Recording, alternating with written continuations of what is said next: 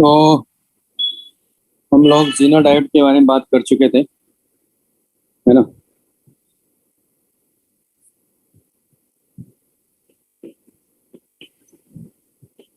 Next है rectifier.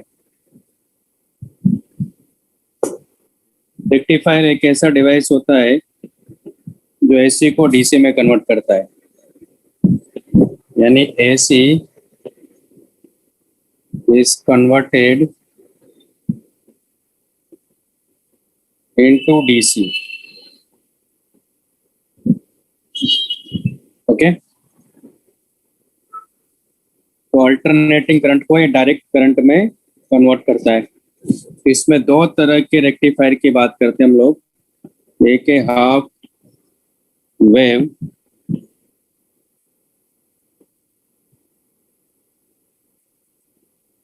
Rectifier और दूसरा है फुल वेव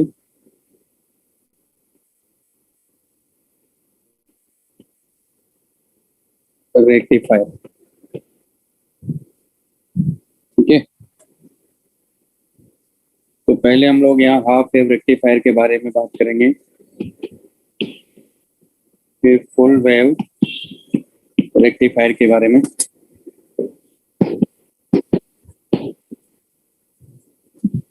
तो इस तरह का ये सेटअप होता है। यहाँ ये ट्रांसफॉर्मर है, ये इनपुट एसी वोल्टेज होता है और यहाँ हम लोग ये ट्रांसफॉर्मर लगाते हैं।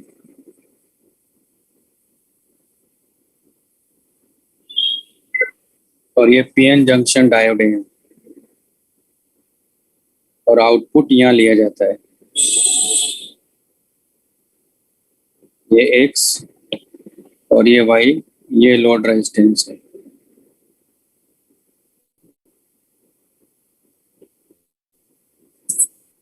तो जो इनपुट होता है वो अल्टरनेटिंग है, यानी half cycle positive, half cycle negative.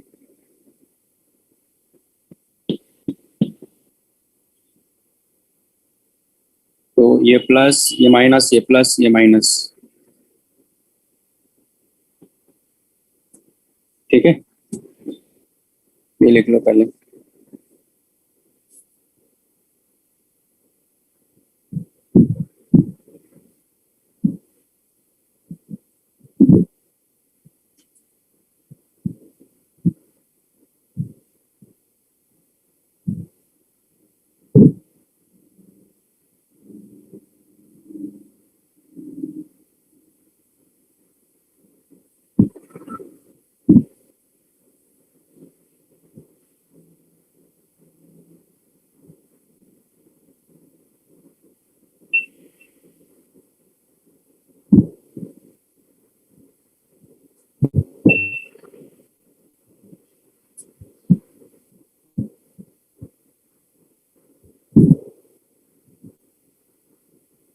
लिख लिया।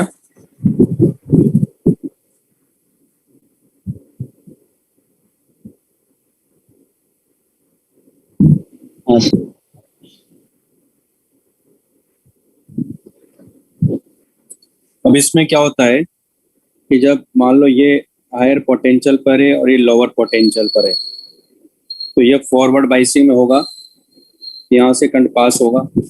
ओके, तो उस केस में जो आउटपुट अपने को यहाँ मिलेगा वो आउटपुट ऐसा होगा, यानी जब ये यहाँ से यहाँ तक है तो हमारा आउटपुट भी यहाँ से यहाँ तक है। उसके बाद देखो आप, जब ये यहाँ से यहाँ तक की बात करेंगे, यानी यहाँ से यहाँ तक की बात करेंगे, ये कब होगा? जब ये पॉजिटिव होगा और ये नेगेटिव होगा, क्योंकि पोलरिटी चेंज होगी, क्योंकि अल्टरनेटिंग करंट है ना। तो आप देखोगे उस केस में रिवर्स बाइसिंग में होगा तो कोई करंट पास ही नहीं होगा, तो वोल्टेज क्या मिलेगा अपने को? यहाँ इसके यहाँ से यहाँ तक जीरो मिलेगा, क्योंकि करंट ही पास नहीं हो रहा है। तो आउटपुट वोल्टेज क्या होगा? यहाँ जीरो होगा। लेकिन फिर से आप इस वाले पार्ट के लिए जाओगे, यहाँ से यहाँ तक, तो फिर से क्या हो जाएगा? पॉजिटिव, और ये क्या हो जाएगा? नेगेटिव। तो फिर से करंट पास होगा, फिर से इसके अक्रॉस वोल्टेज मिलेगा तो फिर से आपको ऐसा मिलेगा। तो इसलिए इसको बोलते हैं हाफ वेव रेक्टिफायर। और आप देख रहे हो कि इसमें करंट अगर फ्लो करेगा तो एक ही डायरेक्शन में करंट फ्लो कर रहा है, लेकिन ये पल्सेटिंग करंट है। क्या मिलेगा अपने को यहाँ? Pulsating current.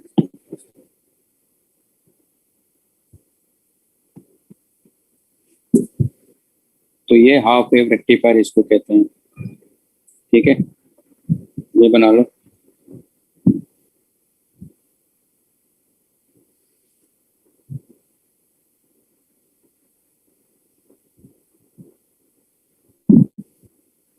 तो यहाँ क्या है, दरअसल जो इनपुट फ्रीक्वेंसी है और जो जिसको बोलते हैं हम लोग दरअसल, ये रिपल्स बोलते हैं, यानी रिपल फ्रीक्वेंसी की अगर हम बात करें तो जो इनपुट फ्रीक्वेंसी है वही रिपल फ्रीक्वेंसी भी है। क्यों? क्योंकि आप देखो इस टाइम के बाद रिपीट कर रहे हैं ना भाई, यहाँ से ये यहाँ से यहाँ तक है ना, उसके बाद यहीं से रिपीट कर रहा है, फिर से रिपीट करेगा। तो आप देखो कि यहाँ से आया, फिर ये जीरो आया, फिर ये रिपीट कर रहा है, फिर जीरो आएगा, फिर रिपीट करेगा ऐसे। इसका मतलब इसकी रिपल फ्रीक्वेंसी और जो इनपुट फ्रीक्वेंसी है वो दोनों क्या है यहाँ, सेम होगी। अभी इसमें एवरेज करंट क्या होगा उसके बारे में बात करेंगे हम लोग यहाँ। लिख लिया सर।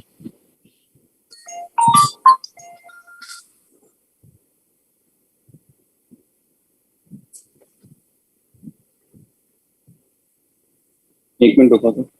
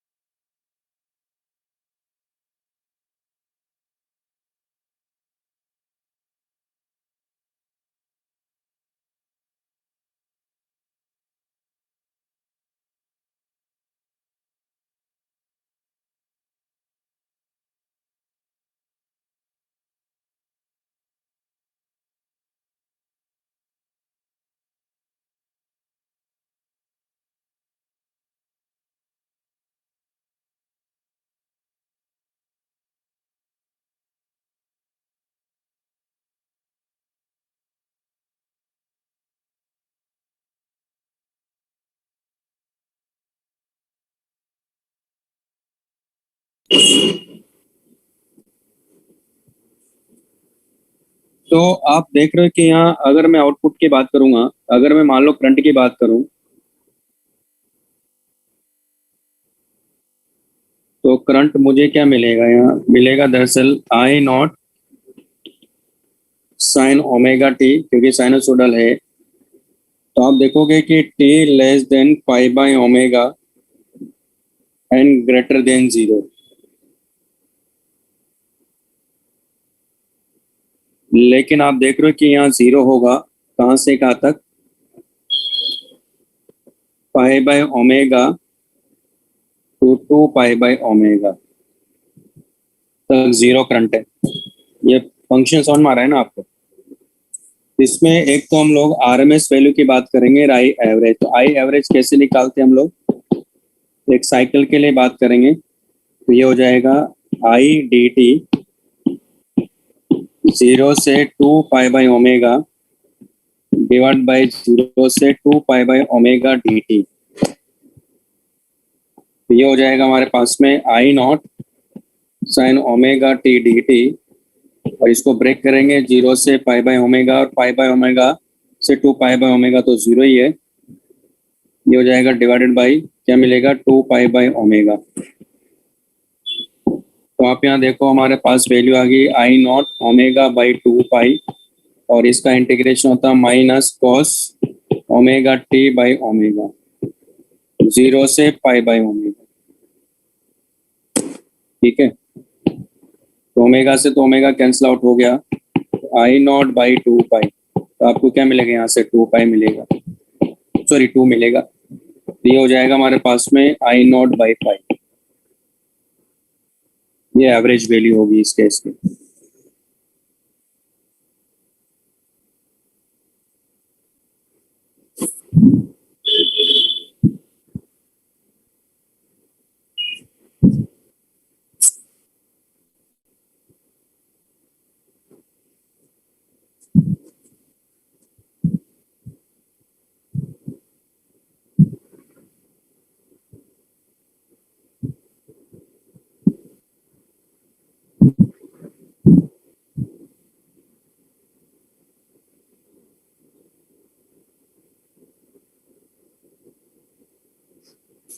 लिख लिया है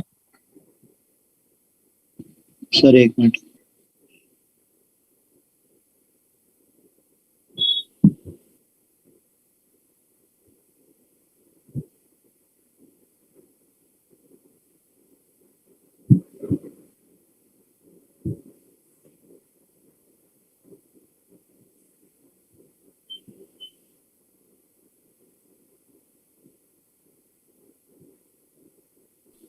हाँ सर, लिख लो।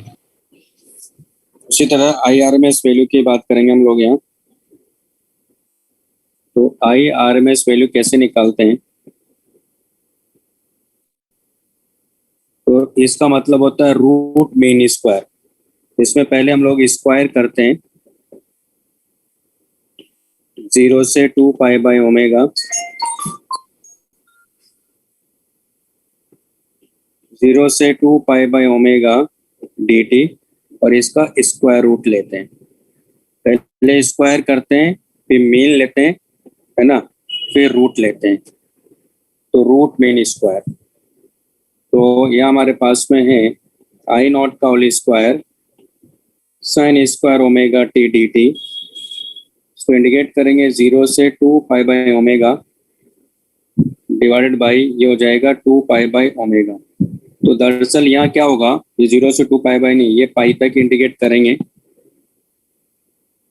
प्लस ये जीरो हो जाएगा, क्योंकि पाई बाय ओमेगा से टू पाई बाय ओमेगा तो जीरो ही है। तो आप जब इसको इंटीग्रेट करोगे तो आपको ये मालूम है इसका इंटीग्रेशन क्या होता है। तो जाएगा आई नॉट का whole square two pi by omega, और इसका इंटीग्रेशन होता है t by two minus sine two omega t divided by four omega t, zero से पाई बाय ओमेगा, और इसका स्क्वायर रूट।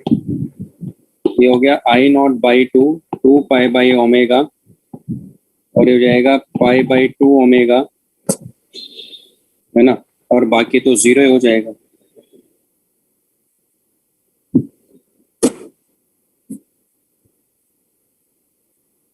तो स्क्वायर रूट करेंगे तो आप यहाँ देखो क्या मिल रहा है अपने को, आई नॉट का होल स्क्वायर बाई 4 का स्क्वायर रूट। तो इस केस में I R M S value जो है वो मिलती है अपने को आई नॉट बाई 2। तो आई आर एम एस मतलब पहले स्क्वायर करते हैं, फिर मीन लेते हैं, फिर रूट लेते हैं। तो आई का हमने स्क्वायर किया, फिर मीन लिया, फिर स्क्वायर रूट लिया।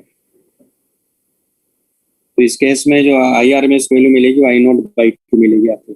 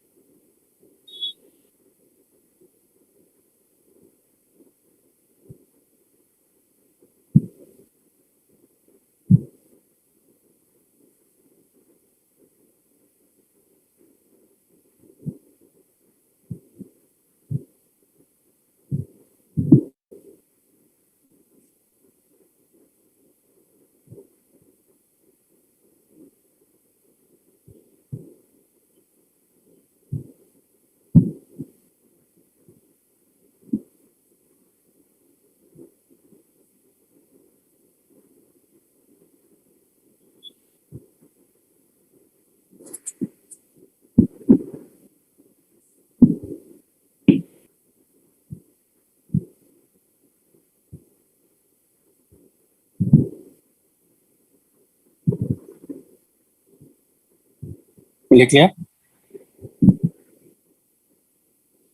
तो उसी तरह से बी आर एम एस की बात करेंगे। तो अगर इसका पीक वैल्यू अगर मान लो वी नॉट है, जैसे यहाँ पीक वैल्यू करंट की क्या थी, आई नॉट थी, क्या हो जाएगा, वी नॉट बाई 2 हो जाएगा।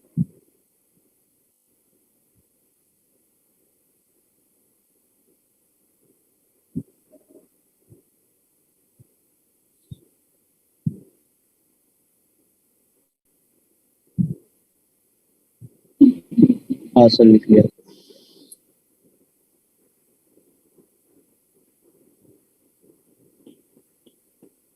एक नोट लिख लेते हैं।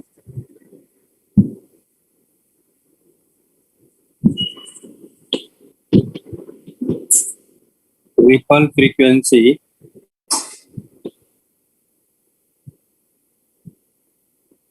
For half wave rectifier, ripple frequency for half wave rectifier is equal to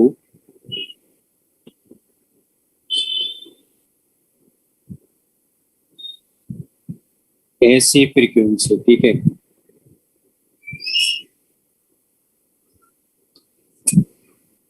next है एफिशिएंसी।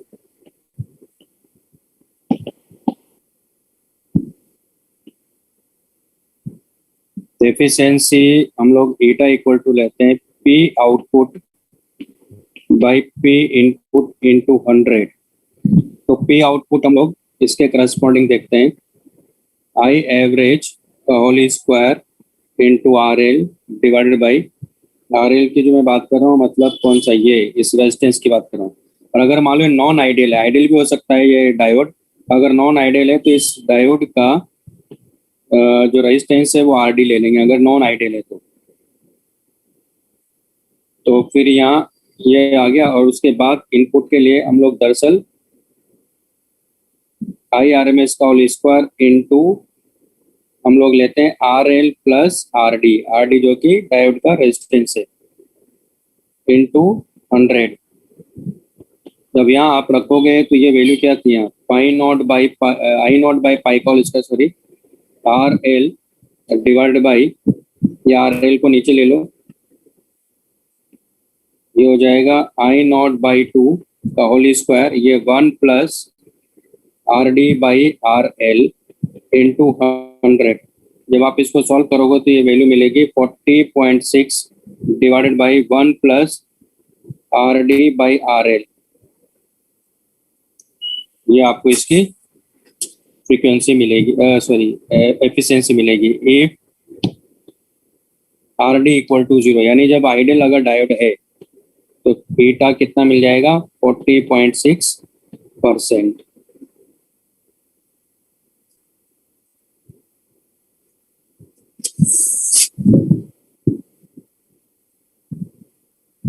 तो आउटपुट जब पावर की बात करते हैं तो वो एवरेज के करस्पॉन्डिंग बात करते हैं, क्योंकि ये डीसी है। और जब हम लोग और इनपुट पावर की जो बात करते हैं वो आईआरएमएस, क्योंकि एसी के आरएमएस वैल्यू निकाल के ही करते हैं।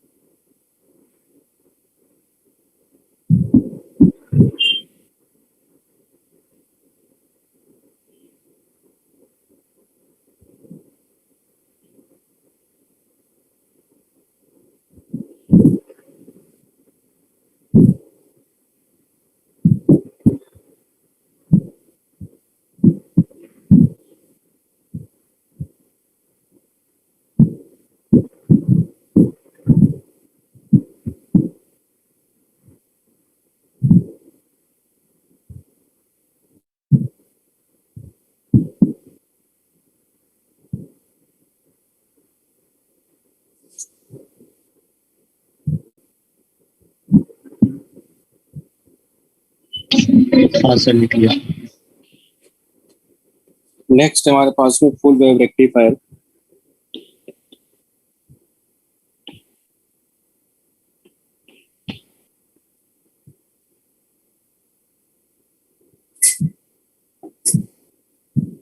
तो इसमें इस तरह का सेटअप होता है।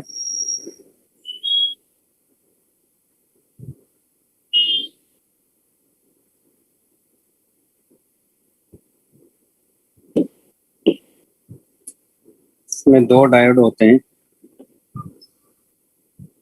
D1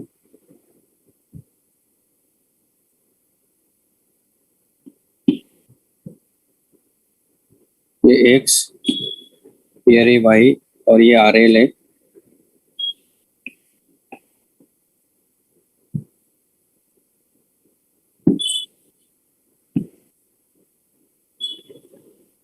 ये D2 है। अब इसमें प्रॉब्लम क्या है, यहाँ जो ट्रांसफॉर्मर हम लोग यूज कर रहे हैं इसको बोलते हैं सेंटर टैप ट्रांसफॉर्मर।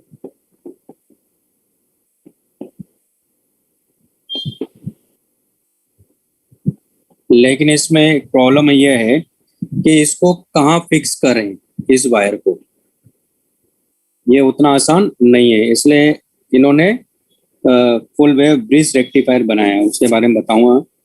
तो ये आउटपुट, सॉरी ये इनपुट है, यहाँ ये ऐसी वोल्टेज है। यहाँ अपने को आउटपुट कैसे मिलता है, जब ये हायर पोटेंशियल पर होगा तो ये लोअर पोटेंशियल पर होगा, है ना। तो इसका मतलब हम लोग जब इधर से इधर आएंगे तो पोटेंशियल क्या कर रहा है, डिक्रीज ही करेगा। जब डिक्रीज करेगा तो इसका मतलब है कि इसके कंपैरिजन में यहाँ का पोटेंशियल क्या होगा, ज्यादा होगा, और इसके कंपैरिजन में यहाँ का पोटेंशियल ज्यादा होगा, लेकिन है। तो ये ऐसे तो करंट फ्लो कर नहीं सकता, क्योंकि ये तो रिवर्स बाइसिंग में, ये तो करंट फ्लो कराएगा, ये फॉरवर्ड बाइसिंग में। तो यहाँ क्या होगा कि करंट ऐसे फ्लो कर रहा होगा। तो ये V आउटपुट है, ये T है। तो आपको यहाँ इस तरह का पल्स मिलेगा हाफ वेव रेक्टिफायर में, सॉरी फुल वेव रेक्टिफायर में। जब ये पॉजिटिव होगा, यानी जब हम पहले मैंने किसकी बात करी, पहले यहाँ से यहाँ तक की बात करी, अब मैं यहाँ से यहाँ तक की बात कर रहा हूँ। जब ये प्लस होगा तो ये माइनस होगा, तो उस केस में क्या होगा, यहाँ से वोल्टेज यहाँ से डिक्रीज कर रहा होगा। इसका मतलब यहाँ का वोल्टेज, यहाँ का पोटेंशियल यहाँ के पोटेंशियल से ज्यादा है, और यहाँ का पोटेंशियल यहाँ के पोटेंशियल से ज्यादा है, तो करंट इसमें ऐसे फ्लो करेगा, तो एक ही डायरेक्शन में जा रहा है। लेकिन अब ये हायर पोटेंशियल पे लोअर पे है, तो ऐसे तो करंट फ्लो कर नहीं सकता। क्यों? क्योंकि ये रिवर्स बाइसिंग में है। तो इस केस में क्या होगा, ये पॉजिटिव ही मिलेगा आपको। क्यों? क्योंकि करंट तो इसी डायरेक्शन में फ्लो कर रहा है।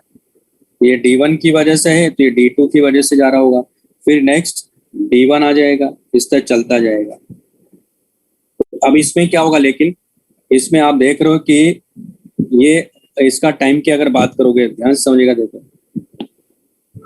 तो आप यहाँ अगर ये 0 लेते हो तो ये क्या है, ये π/2 ओमेगा है, सॉरी π/ओमेगा है, और ये क्या है, 2π/ओमेगा है। तो आप देख रहे हो कि यहीं से रिपीट हो गया, तो इसकी फ्रीक्वेंसी क्या है, यहाँ डबल है, यानी ये इसका टाइम पीरियड है एक तरह से।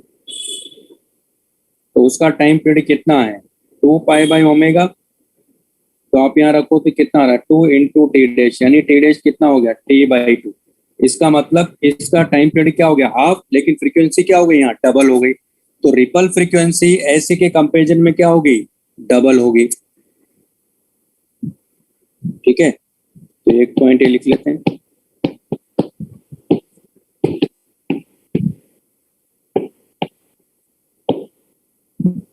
इक्वल टू क्या हो जाएगा, 2 × फ्रीक्वेंसी ऑफ AC। ये लिख लो।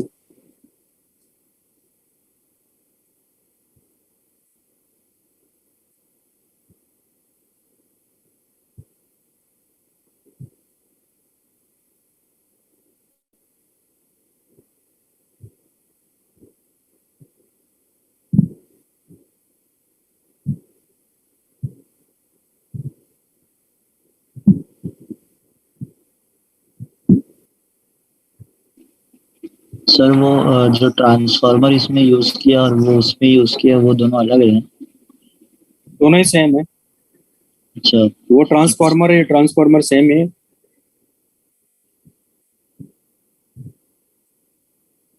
यहाँ सेंटर टाइप ट्रांसफार्मर इसको बोल दिया गया क्योंकि यहाँ सेंटर पे लगा रहे हैं ना हम लोग, इसको कनेक्ट करेंगे ना सेंटर पे। ठीक है सर। उसमें ऐसा नहीं कर रहे थे वहाँ।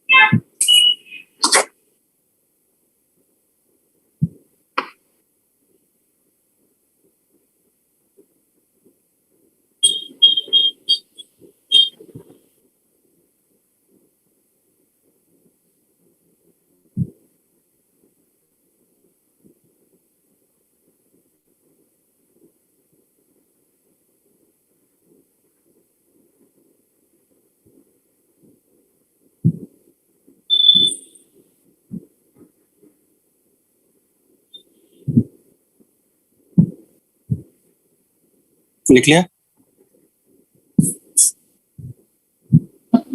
हाँ सर। तो यहाँ I इक्वल टू है I0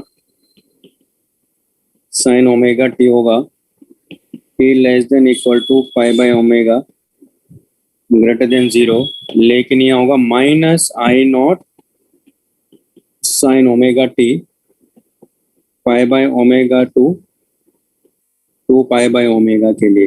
ये समझ में आया माइनस क्यों लिया? क्योंकि इस ये जो पूरा बन रहा है यहाँ फंक्शन या इनपुट में, देखो आप, जो ये यहाँ से यहाँ तक भी क्या होता है, मतलब π/ओमेगा से 2π/ओमेगा में I not sine omega T तो बनेगा, क्योंकि वैल्यू अपने आप नेगेटिव दे देगा ना। लेकिन जब माइनस साइन लगाओगे तो वैल्यू क्या मिलना चाहिए आपको? पॉजिटिव मिलना चाहिए ना। पाई बाय ओमेगा से 2 पाई बाय ओमेगा पॉजिटिव मिलना चाहिए, इसलिए यहाँ भी एवरेज वैल्यू की बात करेंगे हम लोग। एवरेज वैल्यू के लिए क्या करना, देखो 0 से पाई बाय ओमेगा के लिए कर लो, क्योंकि रिपीट कर ही रहा है उसके बाद। तो 0 से pi by omega I not sine omega T D T divided by 0 से pi by omega D T. तो हमारे पास कितना आ जाएगा ये? तो आई नॉट यानी आ जाएगा दरअसल 2 आई नॉट बाई पाई आ जाएगा। सॉल्व कर लीजिएगा। 2 आई नॉट बाई पाई। अगर वी एवरेज की बात करेंगे तो 2 V naught by pi. RMS value की बात करेंगे तो I not sine omega T का होल स्क्वायर डी टी, पहले स्क्वायर किया फिर मेन लिया, तो 0 से पाई बाय ओमेगा के लिए कर लेते हैं। तो 0 से pi by omega D T और इसका स्क्वायर रूट लेंगे। आप सॉल्व करिएगा, ये वैल्यू मिल जाएगी आई नॉट बाई रूट 2।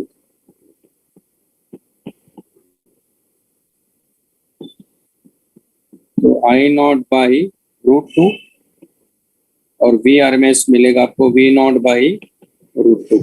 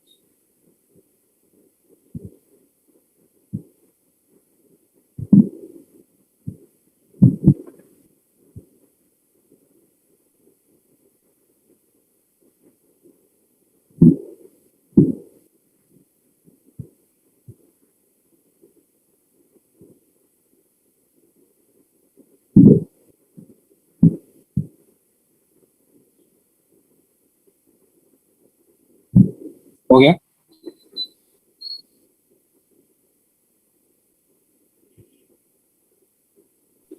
हाँ सर।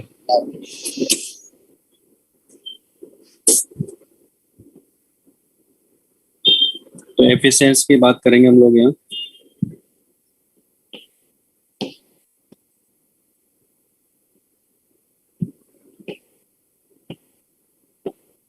तो ये हो जाएगा I average whole square into R L divided by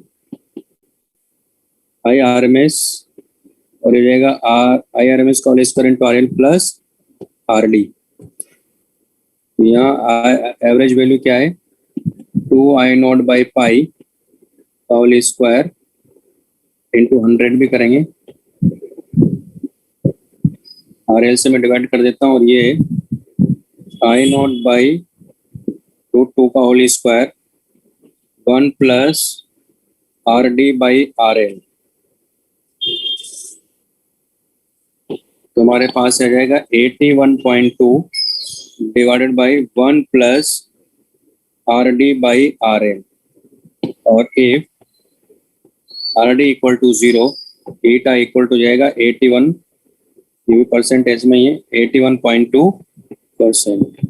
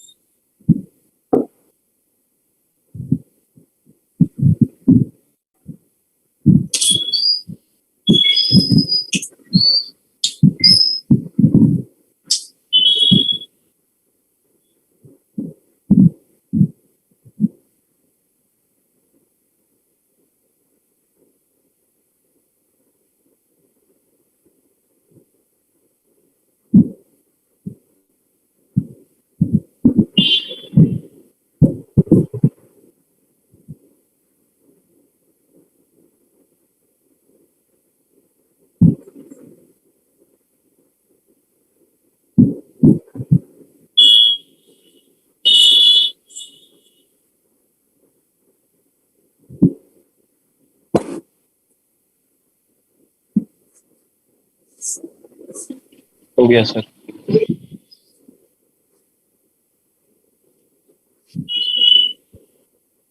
अब एक होता है इसमें, नेक्स्ट है हमारे पास में फुल वेव ब्रिज रेक्टिफायर।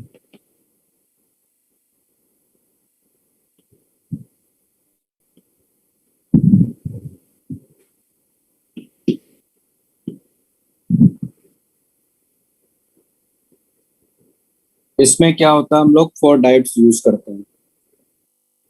देखो कैसे, क्यों करते हैं, क्योंकि वो जो सेंटर टैप ट्रांसफॉर्मर है उसमें प्रॉब्लम है कि कहाँ उसको मिड पॉइंट कहाँ है जहाँ टच कराना है, तो उतना आसान होता नहीं है। लेकिन इसमें ऐसा कोई मिड पॉइंट अपने को फाइंड करने की जरूरत ही नहीं है। तो ये इस तरह का सेटअप होता है।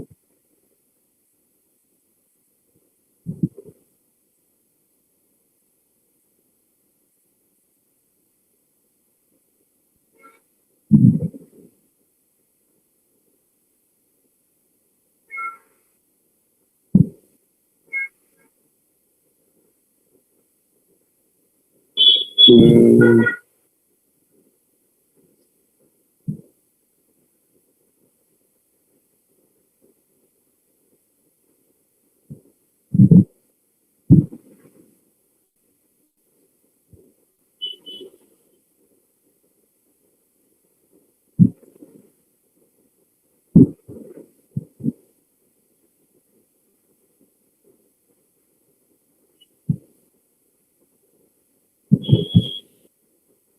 ये D1 है, ये D2 ले लेता हूँ मैं, ये D4 है, ये D3 है, और इसमें करंट जो है ये X और ये Y है, और ये लोड रेजिस्टेंस है। यहाँ देखो जब हम लोग इनपुट देते हैं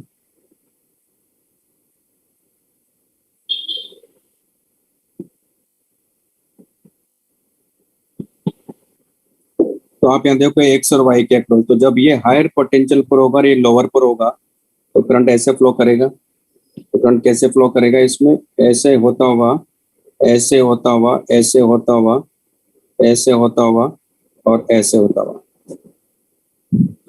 लेकिन जब ये हायर पोटेंशियल पर होगा, ये लोअर पर होगा, तो करंट कैसे फ्लो करेगा, इसमें ऐसे होता हुआ, ऐसे होता हुआ, और अभी भी इसी डायरेक्शन में, और फिर ऐसे होता हुआ। इसमें एक ही 4 डायोड्स लगाए जाते हैं, तो करंट अभी भी एक ही डायरेक्शन में जा रहा है। तो यहाँ ये ऐसे पल्सेटिंग अपने को वोल्टेज या करंट मिलता चला जाएगा। ये V आउटपुट है और ये T बना लीजिए।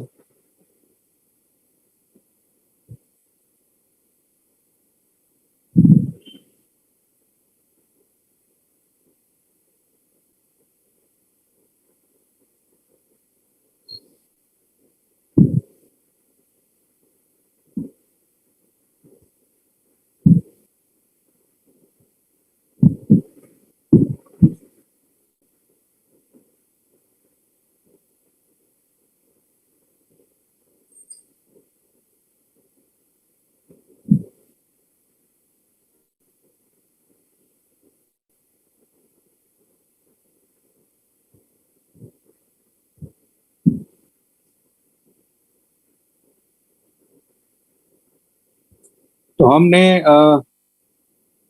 एज ए रेक्टिफायर कैसे पीएन जंक्शन डायोड का यूज है उसके बारे में बात किया अभी।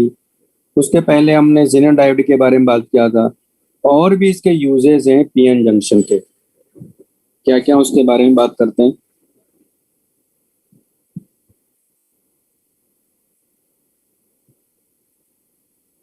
बना लिया है।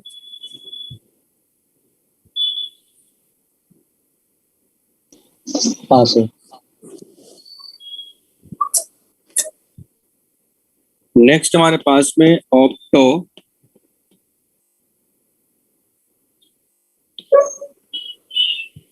इलेक्ट्रॉनिक जंक्शन डिवाइसेस, यानी हम पीएन जंक्शन की बात कर रहे हैं यहाँ। ऑप्टो इलेक्ट्रॉनिक क्यों बोलते हैं, क्योंकि यहाँ एक्साइटेशन और डी एक्साइटेशन की जब बात करते हैं तो मेनली हम लोग फोटोन की बात करेंगे यहाँ। यानी जैसे अगर मैं फोटो डायोड की बात करूंगा तो फोटो डायोड में क्या होता है कि ऑप्टिकल सिग्नल्स आते हैं जिसमें जो कि फोटॉन्स होंगे, और वो जाके जो डिप्लीशन लेयर है वहाँ जाके इंसिडेंट होते हैं, यानी पीएन जंक्शन जहाँ जंक्शन बन रहा है वहाँ जाके वो ऑप्टिकल सिग्नल्स इंसिडेंट होते हैं, और फिर वहाँ से हॉल्स और इलेक्ट्रॉन जनरेट करता है वो। यानी इसमें कौन कौन से डिवाइस की बात करेंगे, तो सबसे पहले मैं ले रहा हूँ फोटो डायोड के बारे में।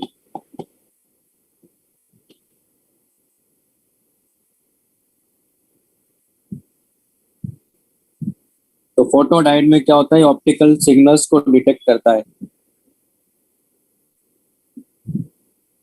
ना। It detects optical signals. और दूसरा पॉइंट, इसको रिवर्स बाइसिंग में लगाते हैं हम लोग।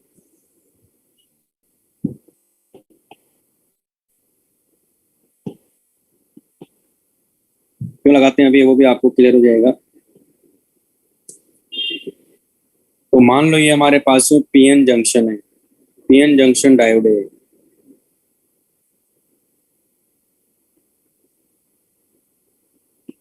ये पी और ये एन है, तो ये नेगेटिव होता है,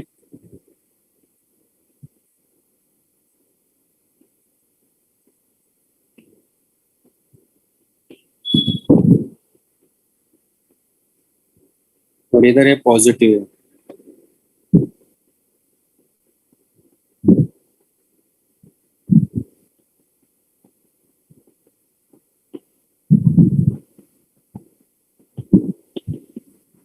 तो इधर होल्स, यहाँ तो ये हमारे पास में ये रीजन होता है डिप्लीशन रीजन, इधर होल्स हैं, इधर ये इलेक्ट्रॉन्स हैं कि मेजोरिटी चार्ज कैरियर्स इधर इलेक्ट्रॉन्स एन टाइप में, और होल्स में होंगे मेजोरिटी में, सॉरी माइनॉरिटी में, और यहाँ इलेक्ट्रॉन्स होंगे माइनॉरिटी में। तो यहाँ रिवर्स बाइसिंग में लगाया जाता है।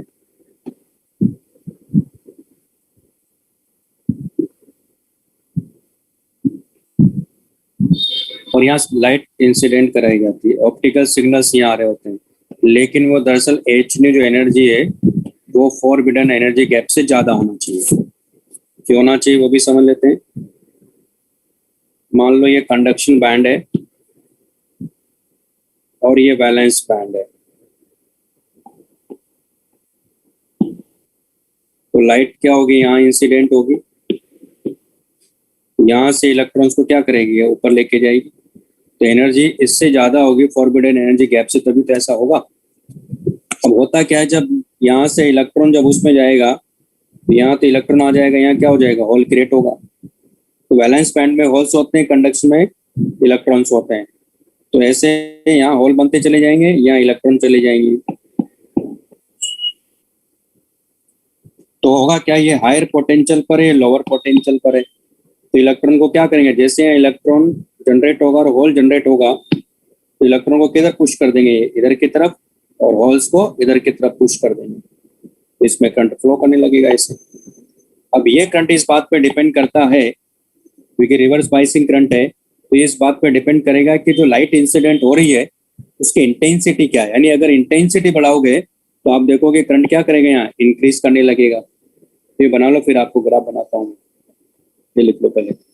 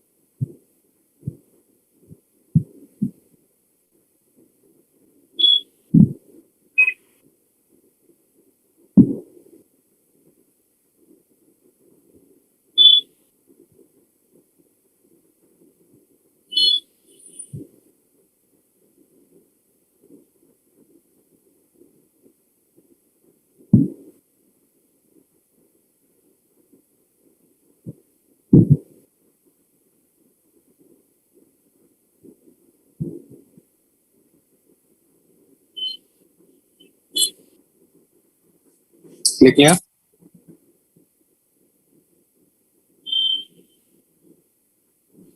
हाँ सर।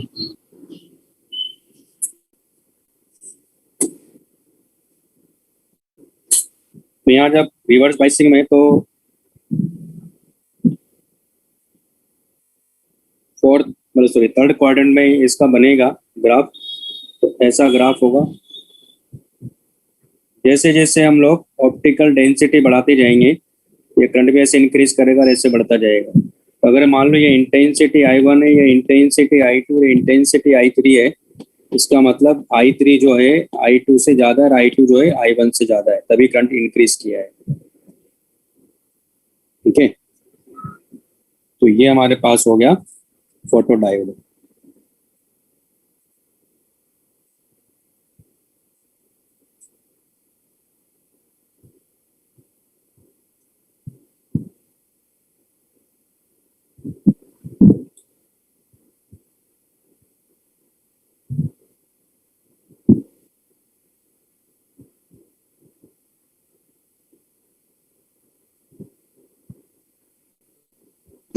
हाँ सर।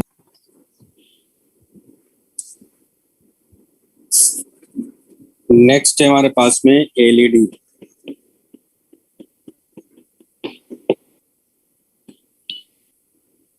Light emitting diode. तो इसमें क्या करते हैं, लेकिन ये फॉरवर्ड बाइसिंग में होता है। पीएन जंक्शन डायोड किस में होगा? फॉरवर्ड बाइसिंग में। क्यों होता है पहले ये समझ लेते हैं। ये लिख लो, ये फिगर ये ले लेता हूँ।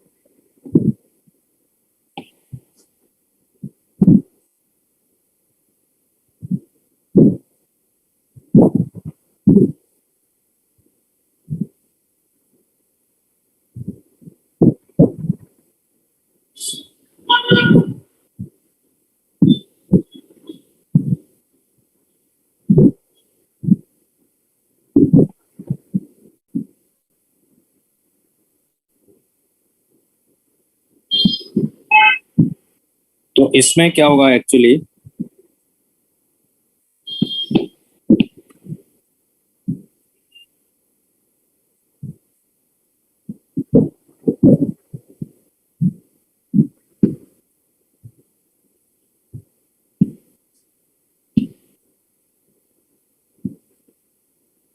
ये हायर पोटेंशियल पर होता है, लोअर पोटेंशियल पर होता है।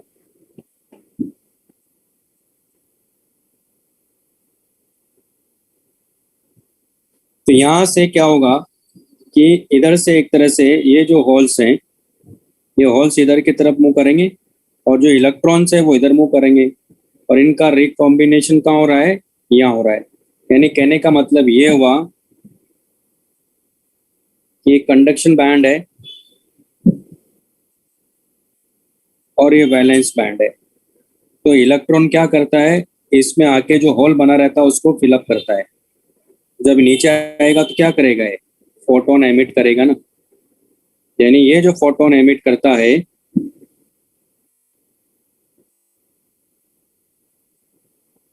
ये इसके करस्पॉन्डिंग होता है।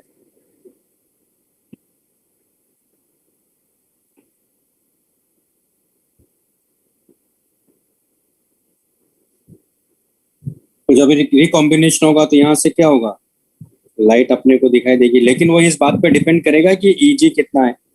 अब भाई विजिबल लाइट है नहीं है कि अल्ट्रा इंफ्रा में किस में जा रहा है, तो वो इनके फॉरबिडन एनर्जी गैप पे डिपेंड करेगा वो। ठीक है, ये बना लो और क्या। और ये फॉरवर्ड बाइसिंग में होता है, और इसमें होल्स और इलेक्ट्रॉन्स का क्या होता है? रिकॉम्बिनेशन होता है।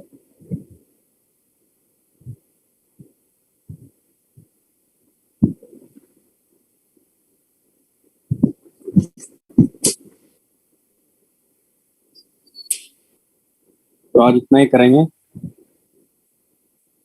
नेक्स्ट इसमें रहेगा सोलर सेल, फिर पढ़ेंगे ट्रांजिस्टर के बारे में।